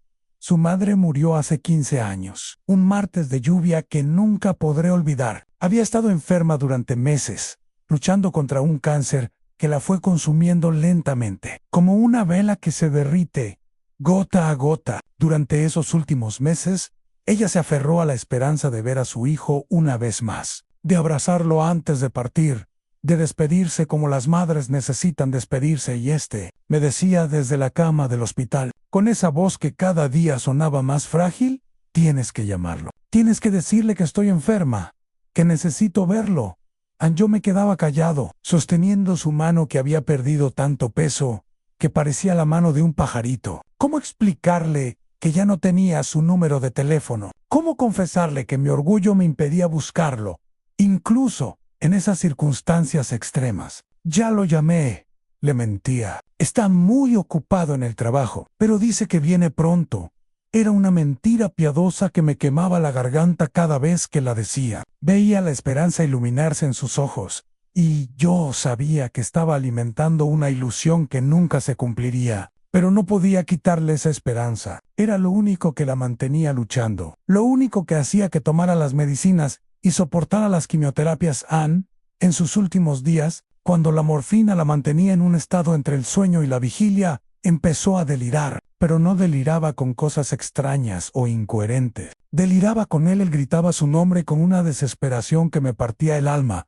«¡Miguel! ¡Miguel!», gritaba con la poca voz que le quedaba. «¡Que venga! Dile que su mamá lo está esperando». Las enfermeras me miraban con compasión, esperando que hiciera algo, que cumpliera la petición de una mujer moribunda, pero yo seguía paralizado por mi propio orgullo, por mi incapacidad de dar el primer paso, por mi terquedad que era más fuerte que mi amor por ella. «No puede morirse sin verlo», me gritaba en sus momentos de lucidez. «Es mi hijo. Esteban, es mi hijo». Y yo no sabía qué responder. Me quedaba allí, sosteniendo su mano, prometiéndole cosas que sabía que no podría cumplir. Le decía que él vendría, que solo estaba terminando unos asuntos importantes en el trabajo, que llegaría en cualquier momento, la noche antes de que muriera. Tuvo un momento de lucidez total. Me miró con esos ojos que habían sido tan hermosos y que ahora se veían enormes en su rostro demacrado. Y me dijo: «Esteban, tú sabes dónde está. Tú puedes encontrarlo si quieres. No me hagas morir sin verlo». Esa fue la conversación más dura de mi vida, porque en sus palabras estaba la acusación silenciosa. «Tú puedes traerlo, pero no quieres. Tu orgullo es más importante que mi último deseo en mañana». Le prometí. Mañana sin falta, pero no hubo mañana para ella. Murió esa madrugada, mientras yo dormitaba en la silla junto a su cama. Desperté, y ella ya no estaba. Se había ido calladamente, como había vivido, sin hacer ruido, sin molestar a nadie.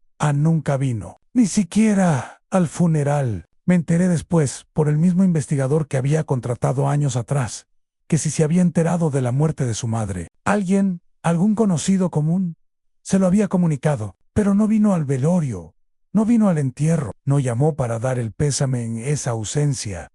En el funeral fue tal vez más dolorosa que la muerte misma de mi esposa. Ver su ataúd descender a la tierra, mientras yo era el único doliente principal, mientras todos los asistentes me miraban con lástima, preguntándose dónde estaba el hijo. Tener que explicar su ausencia con mentiras vergonzosas, aunque estaba enfermo, que vivía muy lejos, que no había podido conseguir vuelos. Desde entonces cargo con dos ausencias: Anne, la de ella, que se fue para siempre, y la de él, que se quedó vivo pero perdido para nosotros. Y cargo también con la culpa de no haber cumplido el último deseo de la mujer que más amé en mi vida, de no haber tenido el valor de buscar a nuestro hijo para que pudiera despedirse de su madre. Anne, a veces, en las noches más solitarias, hablo con ella. Le pido perdón por no haber sido lo suficientemente fuerte para hacer lo que ella necesitaba. Le prometo que si él regresa algún día, le contaré lo mucho que ella lo amó hasta el último momento, lo mucho que esperó verlo, lo mucho que habló de él incluso cuando ya no reconocía a nadie más. Perdóname. Amor, le susurro a su fotografía que tengo en la mesa de noche. Perdóname por no haber sabido traerlo a casa cuando más lo necesitabas. El cartero compasivo, don Roberto, ha sido el cartero de este barrio durante más de 30 años. Es un hombre de mi edad, tal vez un poco menor, con esos bigotes blancos que se han puesto de moda entre los hombres de nuestra generación, y una sonrisa que nunca pierde, aunque esté bajo el sol del mediodía o bajo la lluvia de enero. El mejor que nadie conoce mi historia, porque los carteros son como confesores laicos. Saben quién recibe cartas y quién no, quién espera correspondencia y quién ha sido olvidado por el mundo. Durante estos 30 años, don Roberto ha visto mi buzón permanecer vacío día tras día. Ha notado mi cara de expectativa cada mañana cuando él se acerca a mi casa, y ha aprendido a ser delicado con mi decepción diaria. Al principio, cuando mi hijo apenas se había ido, don Roberto me preguntaba ocasionalmente: ¿esperando noticias del joven Miguel, don Esteban? Sí, Le respondía con esperanza genuina. Debe estar muy ocupado instalándose en su nueva vida.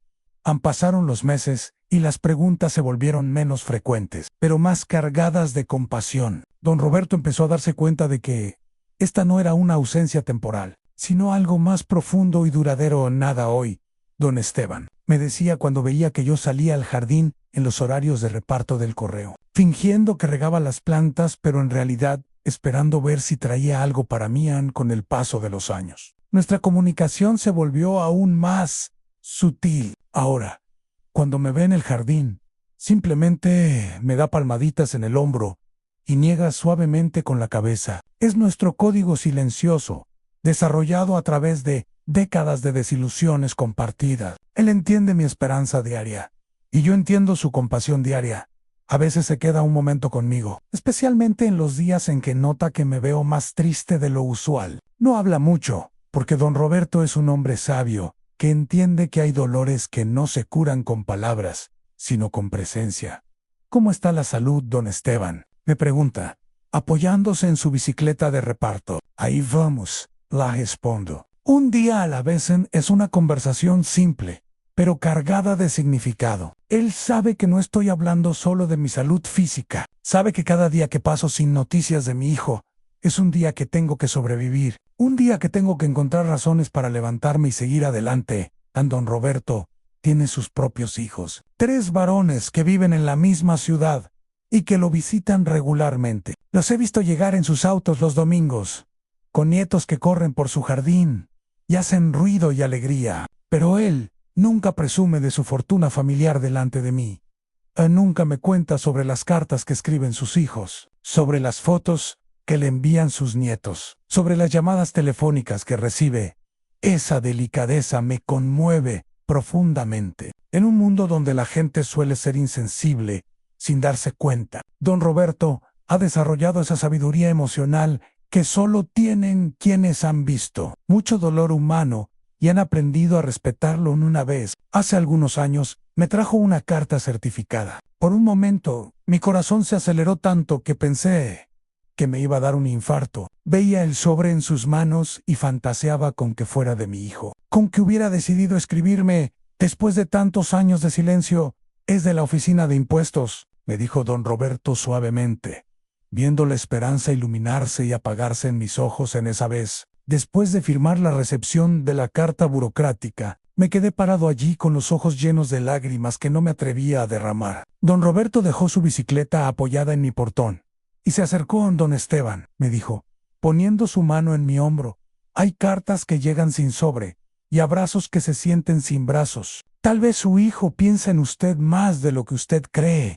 No eran palabras especialmente profundas o poéticas, pero viniendo de él, de ese hombre sencillo que ha dedicado su vida a llevar mensajes de unas personas a otras. Sonaron como una bendición. Los gestos pequeños de humanidad a veces pesan más que las grandes palabras. La palmadita en el hombro de don Roberto, su manera delicada de decirme que no hay correspondencia para mí, su presencia silenciosa en mis momentos de mayor desolación. Todo eso me recuerda que no estoy completamente solo en el mundo. Él es la prueba de que la bondad existe, de que hay personas que entienden el dolor ajeno, sin necesidad de explicaciones, que ofrecen consuelo sin buscar nada a cambio. En sus 30 años, caminando por este barrio, don Roberto ha visto muchas historias como la mía y ha aprendido que a veces la caridad más grande es simplemente estar presente, ser testigo silencioso del dolor de otro, aun cuando yo ya no esté. Don Roberto seguirá pasando frente a mi casa. Tal vez extrañe esas mañanas en que me encontraba en el jardín, esperando correspondencia que nunca llegó. Tal vez recuerde al viejo que esperó durante 30 años una carta de su hijo, y su historia se convierta en una de esas anécdotas que los carteros se cuentan entre ellos sobre la soledad humana y la persistencia del amor. Paterno, capítulo 19. La llamada equivocada, una tarde de jueves. Mientras tomaba mi café de las 4 de la tarde, una costumbre que mantengo desde que mi esposa murió, porque era su hora favorita para conversar, sonó el teléfono. Es un aparato viejo, de esos que tienen disco para marcar y que hacen un ruido estridente cuando timbran. Lo he mantenido así, sin cambiarlo por uno moderno. porque es el número que él conoce, el teléfono al que podría llamar si algún día decide hacerlo. Ann, en esta casa donde casi nunca suena el teléfono, cada llamada es un evento. Generalmente son llamadas médicas, recordatorios de citas, o algún vecino que necesita algo. Así que cuando escuché el timbre esa tarde, no esperaba nada especial. Me levanté despacio de mi sillón favorito, ese que he moldeado con 30 años de siestas, y fui hasta la cocina donde está el aparato. ¿Aló?, dije con mi voz de viejo, esa voz que se ha vuelto más rasposa con los años. Ann. Del otro lado de la línea llegó una voz joven, masculina, cargada de familiaridad. ¿Papá? Por un segundo que se sintió como una eternidad. El corazón se me detuvo. Ann, literalmente. Sentí como si el tiempo se hubiera congelado, como si toda la sangre de mi cuerpo se hubiera convertido en hielo. Esa palabra, papá, resonó en mis oídos como un milagro después de 30 años de sequía. Papá, ¿estás ahí?, continuó la voz. Por un instante, mi mente se negó a procesar la realidad. Era Ellen, tenía que ser Ellen después de 30 años. Mi hijo finalmente había decidido llamarme. Las lágrimas empezaron a acumularse en mis ojos mientras trataba de encontrar las palabras correctas. Las palabras que había ensayado 1000 veces en mi mente para este momento que había soñado durante décadas. Ansí. Logré decir, con la voz quebrada: sí, aquí estoy, papá. ¿Podrías venir a recogerme? El auto se me dañó aquí en la universidad. Y a la voz se detuvo abruptamente. Hubo un silencio incómodo, mientras el muchacho del otro lado se daba cuenta de que algo no cuadraba. Ann, disculpe, dijo después de un momento, con evidente vergüenza. ¿Usted es el señor García? La realidad me golpeó como una bofetada. No era mí, era un número equivocado. Un joven que había marcado mal, y que por casualidad del destino, había comenzado la conversación con la palabra que yo más necesitaba escuchar. No. Lograr responder, aunque cada sílaba me costaba un esfuerzo sobrehumano. No soy el señor García Nay. Lo siento mucho. Se disculpó el muchacho con genuina pena. Me equivoqué de número. 1000 disculpas por molestarlo. No hay problema, le dije, tratando de mantener la compostura.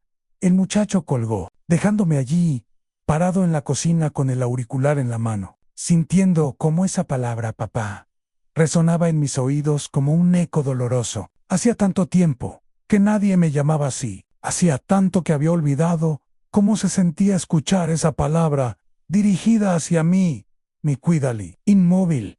Durante varios minutos, el auricular seguía en mi mano, emitiendo ese sonido constante que hacen los teléfonos cuando la línea se corta. Pero yo no podía soltarlo. Era como si al colgarlo fuera a perder para siempre esa sensación. Ese momento en que, por unos segundos, volví a ser el padre de alguien. Finalmente colgué y me senté en la mesa de la cocina. Las lágrimas que había estado conteniendo comenzaron a caer libremente. No eran lágrimas de tristeza solamente. Eran lágrimas de una extraña mezcla de dolor y gratitud. Dolor por la cruel ironía del destino que me había dado un segundito de esperanza, solo para arrebatármela inmediatamente. Gratitud por haber podido escuchar, aunque fuera por error, esa palabra que creía que nunca volvería a escuchar dirigida hacia mí. Esa noche no pude dormir.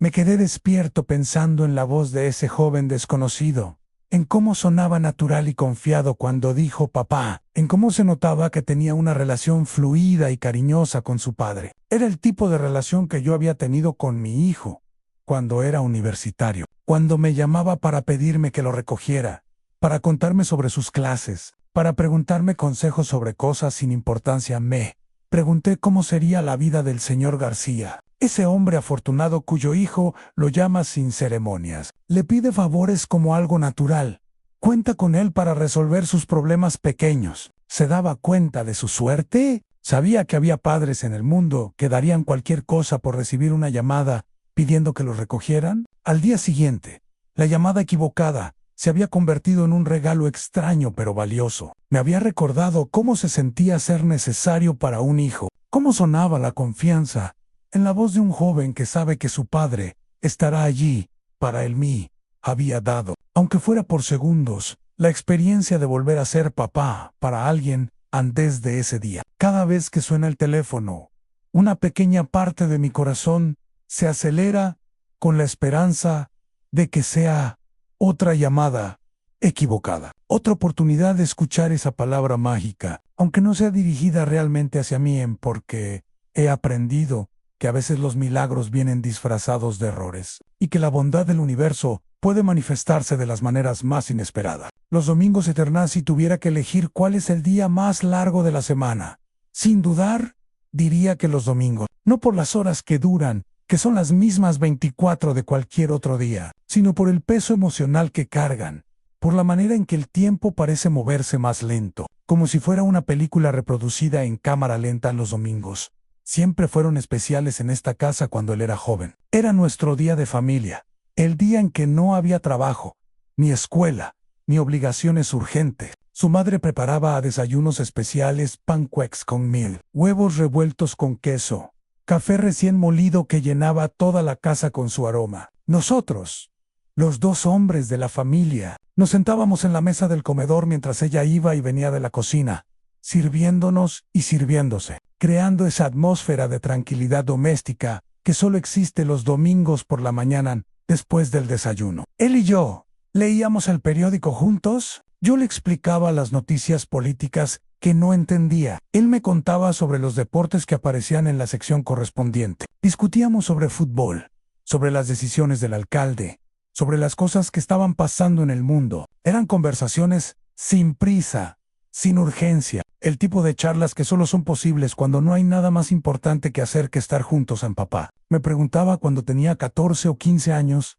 ¿por qué crees que pasa esto? Señalando alguna noticia que había captado su atención, y yo le explicaba, usando mi experiencia de adulto, mi conocimiento del mundo, tratando de darle perspectiva sobre las complejidades de la vida. Me encantaba ser su referente, la persona a la que recurría cuando quería entender algo que parecía confuso o contradictorio. Después de leer el periódico, él me contaba sus planes para la semana que empezaba, las tareas que tenía pendientes, los exámenes que se acercaban, las actividades extracurriculares que había programado. Yo le daba consejos, le ayudaba a organizar sus prioridades. Me sentía útil como padre orientador. Esta semana tengo que entregar el proyecto de historia, me decía. Y también está el partido de fútbol del viernes, en primero el proyecto. Le aconsejaba yo. Siempre primero las obligaciones, después las diversiones. Eran domingos llenos de rutinas simples pero significativas. Domingos que construían nuestra relación día a día, conversación por conversación, consejo por consejo.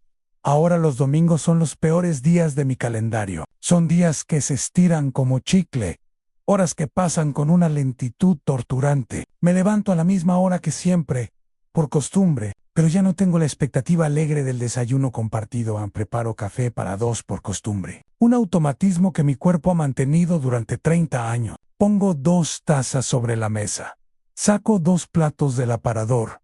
Preparo suficiente comida para 2 personas. Recién cuando estoy sentado frente a la mesa puesta me doy cuenta de lo que he hecho, y tengo que recoger el servicio extra, con las manos temblorosas de quien se ha pillado a sí mismo. Viviendo en el pasado, leo el periódico en voz alta por si acaso, por si él pudiera escucharme desde algún lugar. Leo las noticias políticas que le habrían interesado, los resultados deportivos que habríamos comentado juntos. Hablo con su silla vacía. Le explico las cosas complicadas como hacía cuando era joven. Le pido su opinión sobre temas que sé que nunca va a responder.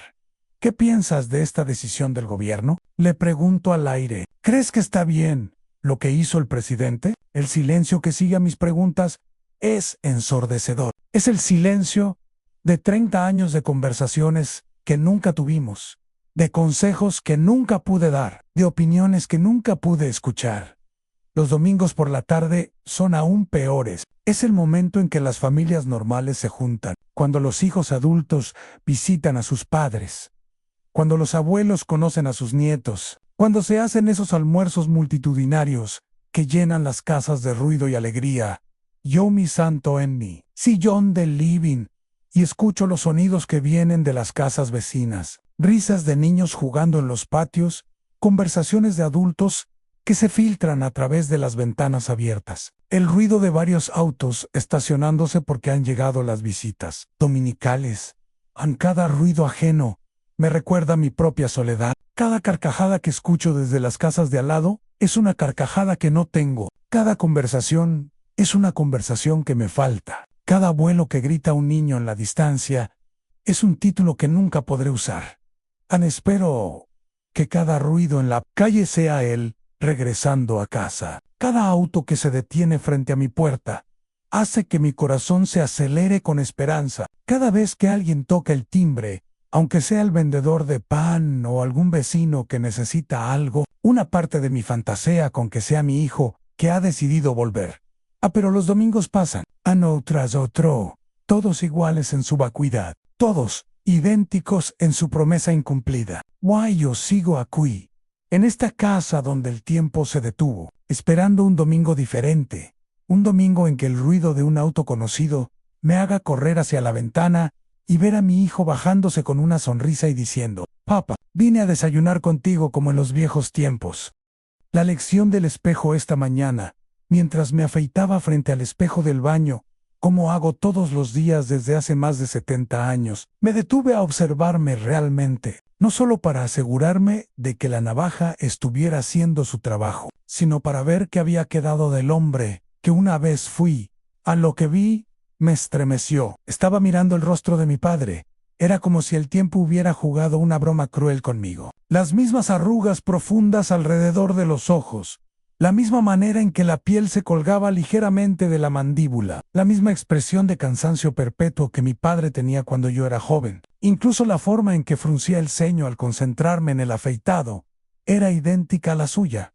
Mi padre murió cuando tenía 81 años, 6 años menos de los que tengo ahora. Durante sus últimos años, él también se había convertido en un hombre solitario, aunque por razones diferentes a las mías. Sus hijos, mis hermanos y yo, habíamos formado nuestras propias familias y lo visitábamos ocasionalmente, pero no con la frecuencia que él habría deseado. Recordé entonces algo que había enterrado en las capas más profundas de mi memoria. Yo también había sido un hijo que se alejó de casa, no de la manera dramática en que se fue mi hijo, no después de una pelea devastadora, pero sí me había alejado gradualmente, absorbido por mi propia vida, mi trabajo, mi familia nuclear durante los años en que mi hijo era pequeño. Visitaba a mi padre una vez al mes, tal vez menos. Me disculpaba diciendo que estaba muy ocupado con el negocio, que los niños pequeños requieren mucha atención, que ya iría más seguido cuando tuviera tiempo. Ese tiempo nunca llegó en mi padre, como yo ahora. Esperaba nuestras visitas con una ansiedad que entonces me parecía exagerada. Preparaba comida para todos, aunque fuéramos solo 2 o 3. Limpiaba la casa con un esmero que me resultaba innecesario. Tenía siempre listos temas de conversación, anécdotas guardadas especialmente para compartir con nosotros. ¿Cuándo van a venir de nuevo?, me preguntaba al final de cada visita. Pronto, papá, le respondía yo, en cuanto pueda, pero pronto se convertía en semanas, las semanas en meses. La vida me absorbía en el trabajo, los problemas cotidianos, las urgencias que en ese momento me parecían más importantes que pasar tiempo con un viejo que ya había vivido su vida. Ahora, parado frente a este espejo, entendía con una claridad dolorosa que yo había sido para mi padre lo que mi hijo es para mí. No exactamente igual, porque yo sí lo visitaba y él nunca cortó completamente la comunicación, pero la esencia era la misma. Un hijo que se aleja, que tiene otras prioridades, que da por sentado que su padre siempre estará allí.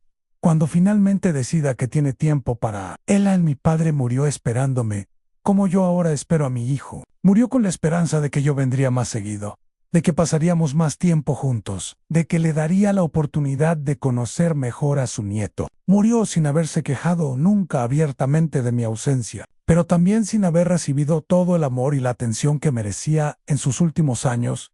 Es una cadena que se repite, una herencia emocional que pasa de generación en generación como un testamento maldito. Los hijos crecen, se van, construyen sus propias vidas, y sin darse cuenta, replican el patrón de alejamiento que ellos mismos sufrieron, o que simplemente consideran natural.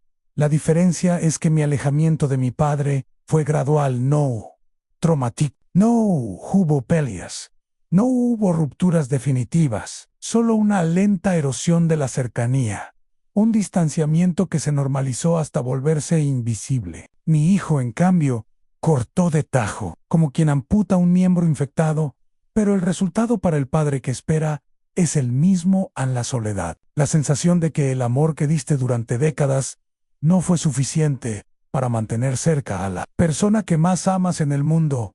Y mirando mi reflejo, vi no solo a mi padre, sino una larga línea de padres que esperaron a hijos que tenían cosas más importantes que hacer. Vi el rostro universal del padre abandonado, del hombre que dio todo lo que tenía y terminó solo, contando los días entre visitas que cada vez eran menos frecuentes. En esta revelación me llenó de una compasión tardía hacia mi padre, pero también de una comprensión más profunda de mi situación actual. No soy el primer padre que espera a un hijo ausente. No soy el primero que mantiene un cuarto intacto. No soy el primero que se pregunta, ¿dónde fue que se rompió la conexión?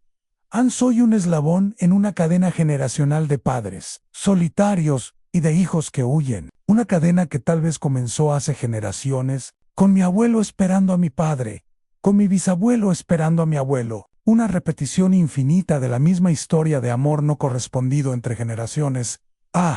La única diferencia es la intensidad. Mi distanciamiento de mi padre fue suave, como un río que cambia de curso lentamente. El distanciamiento de mi hijo fue violento, como un terremoto que parte la tierra en dos y crea un abismo imposible de cruzar.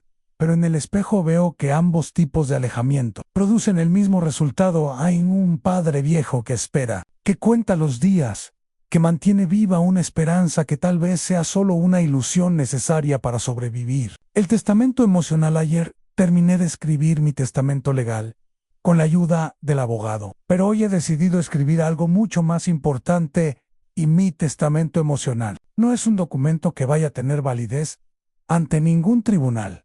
No va a distribuir bienes ni propiedades, pero es mi manera de dejar constancia de lo que realmente importa antes de que sea demasiado tarde. Y me senté en su escritorio, en su cuarto, con una libreta nueva y una pluma que compré especialmente para esta ocasión. Quería que estas palabras fueran escritas con cuidado, con la solemnidad que merece un documento, que tal vez sea lo único que quede de mi corazón cuando yo ya no esté aquí para explicarlo. Personalmente, para mi hijo Miguel, empecé escribiendo, aunque mi mano temblaba tanto que tuve que detenerme varias veces para recuperar la compostura. No sé si algún día leerás estas palabras. No sé si, cuando yo ya no esté, tendrás la curiosidad o el valor de entrar a este cuarto que he mantenido intacto durante 30 años, esperándote. Pero si lo haces, si algún día estas páginas llegan a tus manos, quiero que sepas algunas cosas que nunca supe cómo decirte cuando tuvimos la oportunidad de hablar cara a cara. Escribí durante horas, deteniéndome cada tanto para secar las lágrimas que caían sobre el papel y amenazaban con borrar las palabras. Le conté sobre todos los días que pensé en él, sobre todas las noches que me quedé despierto, preguntándome cómo estaría, si sería feliz, si habría logrado cumplir esos sueños por los que estuvimos peleando. Le escribí sobre su madre, sobre cómo murió pronunciando su nombre, sobre cómo yo no tuve el valor de buscarlo para que pudiera despedirse de ella. Le conté sobre la culpa que cargo desde entonces, sobre las noches que despierto, empapado en sudor, después de soñar que ella me reclama por no haber sido lo suficientemente fuerte para traerlo a casa cuando más lo necesitaban. Tu madre te amó hasta el último segundo de su vida, escribí. En sus últimos momentos de lucidez, cuando ya no me reconocía a mí, cuando ya no recordaba su propio nombre, seguía pronunciando el tuyo. Miguel, decía con los ojos cerrados, mi Miguelito, sí hay algo después de la muerte. Estoy seguro de que ella te está esperando allí, con esa sonrisa que tenía cuando te veía llegar del colegio. Le escribí sobre los errores que cometí como padre, sobre mi terquedad, sobre mi incapacidad para entender que los tiempos habían cambiado, sobre mi miedo de que si él se iba lejos, yo perdería para siempre al niño, que una vez fue mi orgullo y mi alegría. Quería protegerte, escribí, pero no entendí que la sobreprotección también puede ser una forma de daño. Quería que fueras fuerte, pero no sabía que la verdadera fortaleza viene de enfrentar el mundo con tus propias alas, no de esconderse bajo las alas de tu padre. Le conté sobre la empresa familiar, sobre cómo la había mantenido funcionando todos estos años, no por ambición económica, sino porque era mi manera de mantener viva la esperanza de que algún día él regresara y quisiera formar parte de lo que habíamos construido juntos. En cada año que pasaba sin noticias tuyas, cada diciembre que cerraba los libros de la empresa, me decía a mí mismo, el año que viene, él va a estar aquí. El año que viene va a querer saber cómo van las cosas.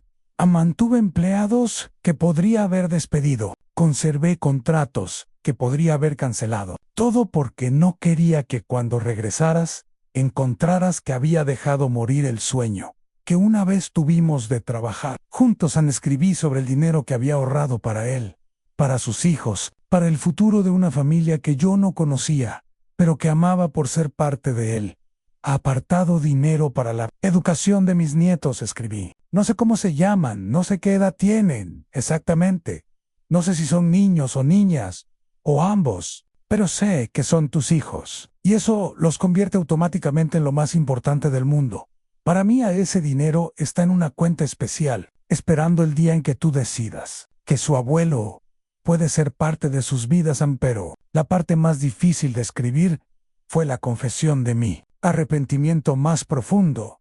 En el error más grande que cometí no fue gritarte esa noche. Antes de que te fueras, escribí con la letra cada vez más temblorosa. El error más grande fue no correr detrás de ti cuando saliste bajo la lluvia. Debí haber salido corriendo.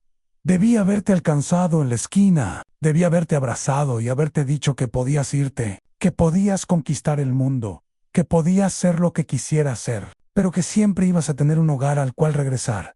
Le escribí sobre el cuarto, sobre por qué lo había mantenido intacto durante tanto tiempo. No es una obsesión de viejo, aunque tal vez parezca eso desde afuera. Expliqué en el papel. Es mi manera de decirte que nunca dejé de esperarte, que nunca dejé de creer que algún día ibas a regresar. Cada objeto en este cuarto es una promesa. La promesa de que tu lugar en esta familia nunca fue ocupado por nadie más, de que tu ausencia nunca fue aceptada como definitiva.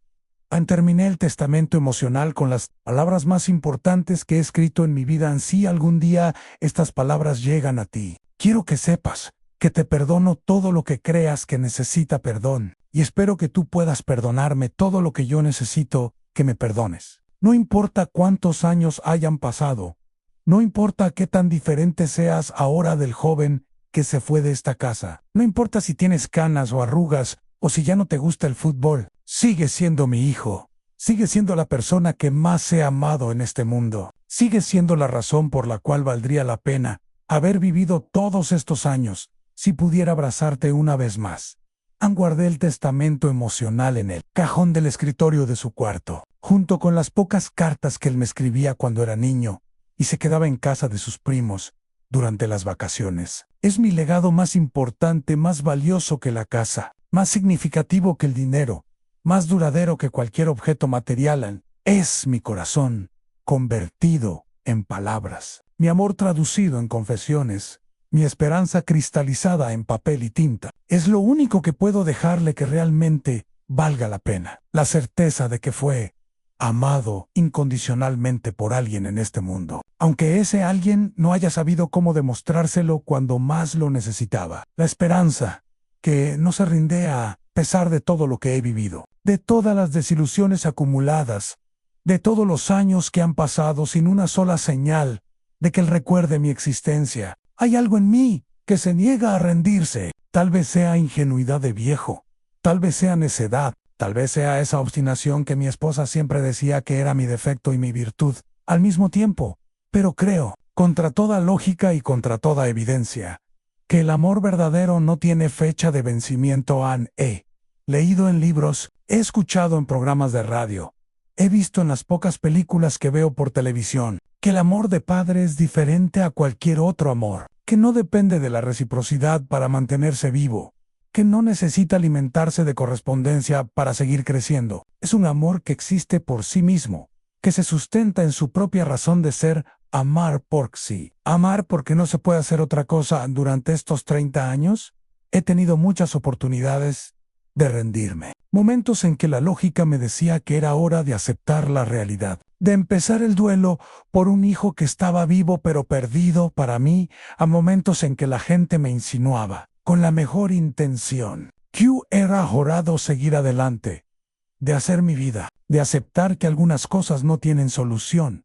Pero cada vez que estaba a punto de cerrar definitivamente la puerta de la esperanza, algo me detenía. Una canción que él solía escuchar cuando era adolescente y que aparecía por casualidad en la radio. Un aroma que me recordaba a su champú favorito. Un joven en la calle que caminaba con su misma forma de mover los hombros en señales pequeñas, tal vez imaginarias, pero suficientes para mantener encendida esa llama que se niega a extinguirse creo que en algún lugar de su corazón. Él también piensa en mí.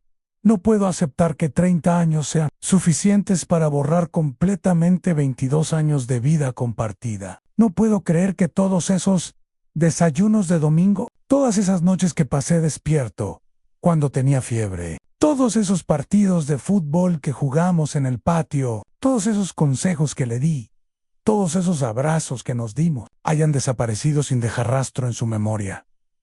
Tal vez piensa en mí cuando huele café recién hecho, porque siempre le gustaba el aroma que llenaba la casa por las mañanas. Tal vez recuerda mi voz cuando escucha alguna canción que solíamos cantar juntos en el auto. Tal vez, cuando ve a otros padres jugando con sus hijos en los parques, se acuerda de las tardes que pasamos pateando la pelota hasta que oscurecía.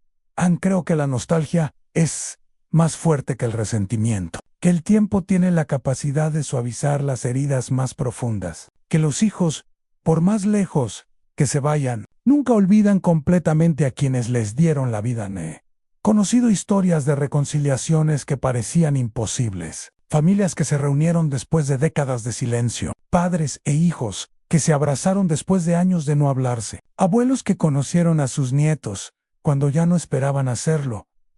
Si a ellos les pasó, ¿por qué no podría pasarme a mí?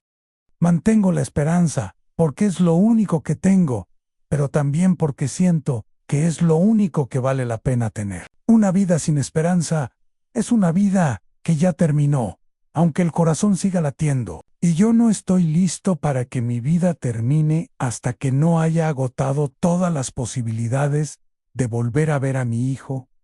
Cada día que me levanto es un día más de esperanza. Cada vez que limpio su cuarto es un acto de fe. Cada vez que preparo café para dos es una declaración de que sigo creyendo en los milagros, en la esperanza que no se rinde. Es mi superpoder de viejo, mi manera de desafiar al tiempo, mi forma de mantenerme vivo cuando todo lo demás se va muriendo lentamente.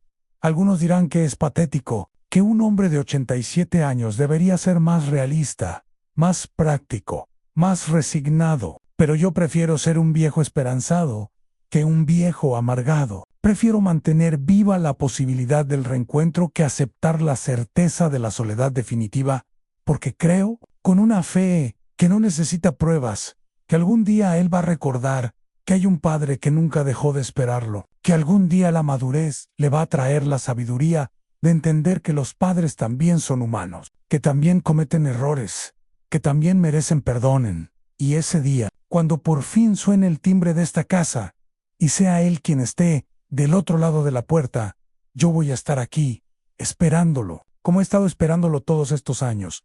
El mensaje final. Llegado el momento de escribir las últimas palabras de esta historia que he estado viviendo durante 30 años, no porque haya perdido la esperanza, no porque me haya rendido, sino porque siento que hay cosas que necesito decir ahora, mientras aún tengo fuerzas para escribirlas con claridad. Ansí, algún día estas palabras llegan a ti. Hijo mío, quiero que sepas que cada una de ellas fue escrita pensando en el momento en que tus ojos las lean. Cada frase es un puente que he construido hacia ti. Cada párrafo es una mano extendida a través del tiempo y la distancia. Quiero que sepas algo que tal vez no entendiste cuando eras joven. Perdonar es más fácil que olvidar, y yo he aprendido a hacer ambas cosas. He perdonado las palabras duras que nos dijimos esa última noche. He perdonado los años de silencio. He perdonado el dolor de no haber estado presente cuando tu madre murió. Y he tratado de olvidar todo lo malo para quedarme solo con lo bueno, con los recuerdos que me dan fuerzas para seguir adelante. No importa cuántos años hayan pasado desde que escribí estas palabras hasta que tú las leas. No importa si cuando las encuentres yo ya no esté aquí para explicártelas cara a cara. No importa si han sido 5 años más o 20 años más de ausencia. Estas palabras van a seguir siendo verdaderas. Sigues siendo mi hijo, y yo sigo siendo tu padre. Durante todos estos años, he mantenido tu cuarto exactamente como lo dejaste, porque era mi manera de mantener vivo tu lugar en esta familia. Cada objeto que conservé, cada mueble que no moví, cada libro que dejé en su sitio, era una promesa, a la promesa de que siempre ibas a tener un hogar al cual regresar. Pero ahora entiendo que el verdadero hogar no está en las paredes de esta casa, ni en los objetos de tu cuarto, ni en la cama que mantengo tendida esperándote. El verdadero hogar está en mi corazón, y ese hogar nunca estuvo cerrado para ti, ni siquiera durante los momentos más duros de esta separación. Tu cuarto te sigue esperando. Pero más que eso, mi corazón te sigue guardando un lugar que nadie más puede ocupar, que no se achica con el tiempo, que no se deteriora con la ausencia, un lugar que es tuyo por derecho de hijo, por derecho de haber sido la persona más importante en mi vida. Durante 87 años he aprendido muchas cosas durante estos años de espera. He aprendido que el amor paterno es más fuerte que el orgullo, aunque a veces tarde décadas en demostrarlo. He aprendido que la paciencia puede ser infinita cuando se trata de esperar a quien más ama. He aprendido que la esperanza es un músculo que se fortalece con el ejercicio, y yo he ejercitado mi esperanza todos los días durante 30 años. Pero sobre todo, he aprendido que nunca es demasiado tarde para el perdón. Nunca es demasiado tarde para el amor. Nunca es demasiado tarde para empezar de nuevo. Si estás leyendo esto, y yo ya no estoy aquí contigo, quiero que sepas que mis últimos pensamientos fueron para ti, que morí esperándote, pero no morí amargado ni resentido. Morí agradecido por haber tenido el privilegio de ser tu padre durante los primeros 22 años de tu vida. Agradecido por todos los momentos felices que compartimos. Agradecido por haberte visto crecer hasta convertirte en el hombre que llegaste a ser. En sí estás leyendo esto y yo aún estoy vivo.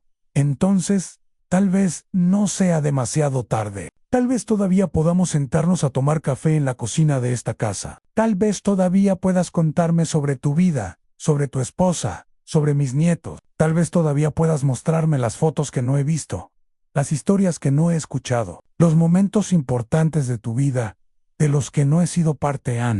Pero si decides que es demasiado tarde, si decides que el daño que nos hicimos es irreparable, quiero que sepas que yo entiendo que hay heridas que no cicatrizan completamente, que hay palabras que no se pueden deshacer, que hay tiempo perdido que no se puede recuperar.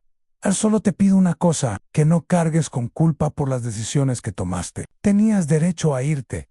Tenías derecho a construir tu propia vida. Tenías derecho a protegerte de lo que percibías como una amenaza a tu libertad. Yo no entendía eso entonces, pero lo entiendo ahora, y te pido también que, si algún día tienes hijos, si algún día te conviertes en padre, recuerdes esta historia. Recuerdes que los hijos crecen más rápido de lo que los padres estamos dispuestos a aceptar, que las alas son para volar y no para cortarlas, que el amor verdadero es aquel que sabe cuando soltar. No cometas mis errores. Sé el padre que yo no supe ser flexible cuando necesite flexibilidad, firme cuando necesite firmeza, pero siempre, siempre disponible para el perdón y la reconciliación. La puerta de esta casa siempre estará abierta para ti. Si yo ya no estoy aquí, cuando decidas cruzarla, encontrarás las llaves debajo de la maceta de begonias que está junto a la entrada, la misma donde las escondíamos cuando eras niño y se te olvidaban adentro. Encontrarás tu cuarto exactamente como lo dejaste, pero también encontrarás estas palabras, que son lo más importante que puedo dejarte, la certeza de que fuiste amado completamente todos los días de mi vida. Tu padre, que nunca dejó de esperarte, Esteban.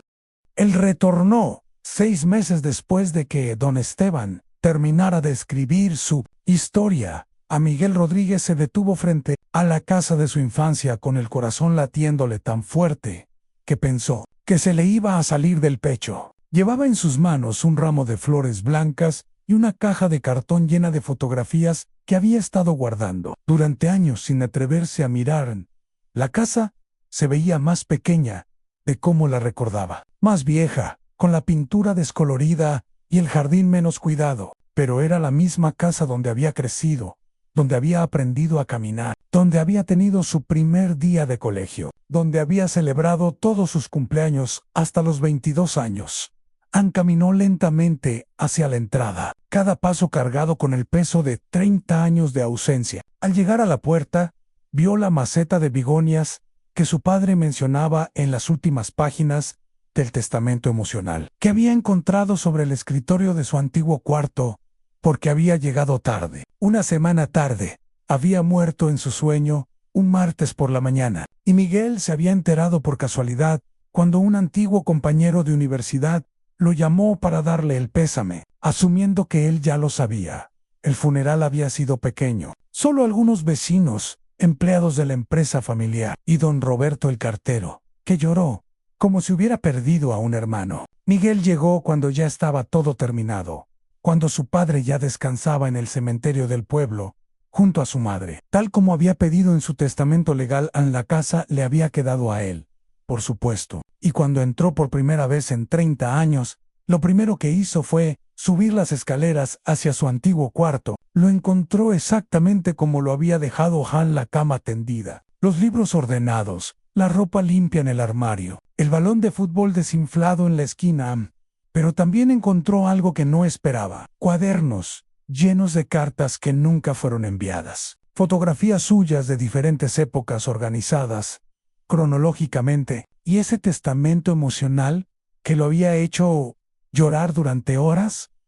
Ahora, parado frente a la tumba de sus padres, Miguel abrió la caja de fotografías que había traído. Eran fotos de su esposa, de sus hijos, de los momentos importantes de su vida que su padre nunca había visto. Fotos de graduaciones de Campligos, de vacaciones familiares, de primeros días de colegio de sus hijos en papá, dijo en voz alta, sin importarle que la gente del cementerio lo mirara extraño. Vine a presentarte a tu familia, una por una. Fue mostrando las fotografías a la lápida, contándole a su padre sobre cada persona, sobre cada momento capturado. Le habló de Elena, su esposa, una maestra de primaria que le habría encantado conocer. Le contó sobre Esteban, su hijo de 10 años, que había recibido el nombre de su abuelo sin saberlo. Le habló de Ana, su hija de 7 años, que tenía los mismos ojos brillantes que él había tenido cuando era niño. Ellos quieren conocer a su abuelo, le dijo a la tumba. Les he contado sobre ti, sobre cómo jugábamos fútbol en el patio, sobre cómo me enseñaste a manejar, sobre todos los domingos que desayunábamos juntos leyendo el periódico. En cuando terminó de mostrar todas las fotografías, Miguel sacó una carta que había escrito la noche anterior. Después de leer el testamento emocional de su padre: esta es mi respuesta a tu carta, papá. Llega 30 años tarde, pero espero que de alguna manera puedas escucharla. Y comenzó a leer. Querido papá, tienes razón en todo lo que escribiste. El amor de padre no tiene fecha de vencimiento, y el perdón nunca llega demasiado tarde. Durante todos estos años, yo también pensé en ti. Cada domingo cuando desayunaba con mis hijos, cada vez que les enseñaba algo importante, cada vez que los abrazaba cuando estaban tristes, me acordaba de cómo tú habías hecho lo mismo conmigo. En mí costó 30 años entender que tu dureza era tu manera de amarme, que tus reglas eran tu forma de protegerme, que tu resistencia a mis sueños era tu miedo de perderme. Ahora que soy padre, entiendo todo eso. Perdóname por haber sido tan orgulloso, por no haber dado el primer paso, por haberte privado de conocer a tus nietos. Perdóname por no haber estado allí cuando mamá murió, por no haber estado allí cuando tú me necesitaste. Voy a quedarme a vivir en el pueblo. Voy a hacerme cargo de la empresa familiar. Mis hijos van a crecer en la misma casa donde crecí yo. Van a jugar en el mismo patio donde jugamos nosotros. Van a desayunar en la misma mesa donde desayunábamos los domingos. Mari, voy a mantener tu cuarto exactamente como tú lo dejaste, para que ellos entiendan que los abuelos nunca se van completamente, que el amor verdadero no muere con el cuerpo, que las historias de familia se pasan de generación en generación en tu hijo que finalmente regresó a casa. Miguel, al terminar de leer la carta, Miguel la dobló cuidadosamente y la puso junto a las flores sobre la tumba. Después se quedó allí, en silencio, sintiendo por primera vez en 30 años que estaba donde debía estar. Cuando se levantó para irse, escuchó una voz detrás de él. ¿Usted es Miguel? Se dio vuelta y vio a un hombre mayor con bigotes blancos y una sonrisa amable, Soy don Roberto, el cartero del barrio. Su padre me habló mucho de usted. A Miguel no pudo contener las lágrimas.